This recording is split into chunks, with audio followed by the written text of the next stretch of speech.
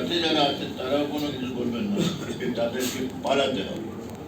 তারা এই দেশে থাকবে না। এই দেশের মানুষকে নিয়ে এই দেশের একটা মৌলিক পরিবর্তনের জন্য যেটা আমরা কাজ করে সেটা করে যাব, সেটা সম্ভব। কেন এই দেশের মানুষ অনেক কিছু দিয়েছে, এখনো দিয়ে যাচ্ছে। এই যে টাকা পাচার হচ্ছে, এবং যেটা সবচেয়ে আশা আরো আমরা দেখছি যে আমাদের তরুণ সমাজ কিভাবে বিক্রি হয় না। তারা মনে করে যারা যারা ক্ষমতা কিছুদিনের জন্য আসে যে তরুণ সমাজকে তারা কিনে নিতে পারবে, কিছু তরুণ সমাজকে তারা কেনেও, কিন্তু তরুণ সমাজ হিসাবে বিক্রি হয় না।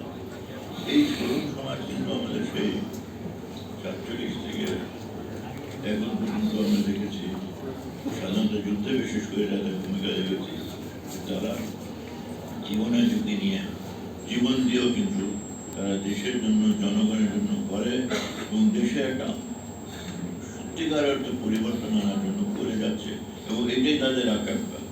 আপনারা যারা আমাদের এখানে আসছেন এখনো, আমরা আপনার বিশ্বাস যে আপনারা সেটাই চান, যে রাজনীতির মধ্যে দিয়ে একটা আসল পরিবর্তন আসে, দুর্নীতিমুক্ত সমাজ, শোষণমুক্ত সমাজ, এটা আপনারা দেশে গড়ে উঠুক, এটা চান, অন্তর থেকে চান। এটা আমি মনে করি দেশের প্রত্যেক মানুষই চায়।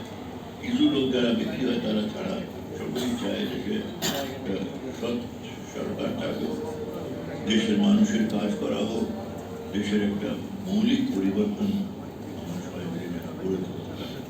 সেটা সম্ভব, সেটা সম্ভব, এবং সেটা এখনো একটু দেরি হয়েছে ২৫ বছর, তারপরে এখনো অপেক্ষিত। এটা আমরা করব, এটা করার জন্য আমরা সব কিছু সবাইকে নিয়ে করব।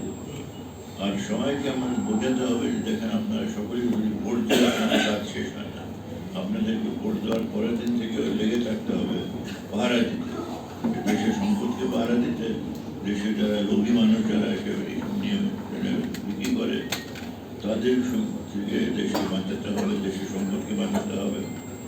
এবং সবাই যদি এইভাবে ঐক্যবদ্ধ আমরা হই, যেটা এখন বুঝতে হবে যে অভিজ্ঞতার আলোকে কিছুটা তো আমাদের বুঝতে হবে যে আমাদের কেন এইভাবে আমরা ক্ষতিগ্রস্ত হয়েছি। মানুষ, আমরা কিন্তু আমি পরিসংখ্যানগুলো দেখছি, আমরা সব ক্ষেত্রে কিন্তু প্রোডাকশন বাড়িয়েছি, সব কিছু ব্যাপারে কিন্তু আমাদের জনগণ তাদের যেটা করণীয় তারা করেছে, সব জায়গা থেকে কিন্তু উৎপাদন বেড়েছে, কৃষি খাতে উৎপাদন বেড়েছে, যেখানে যেখানে মানুষের পরিশ্রম করে তারা উৎপাদন বাড়িয়েছে। তারপরেও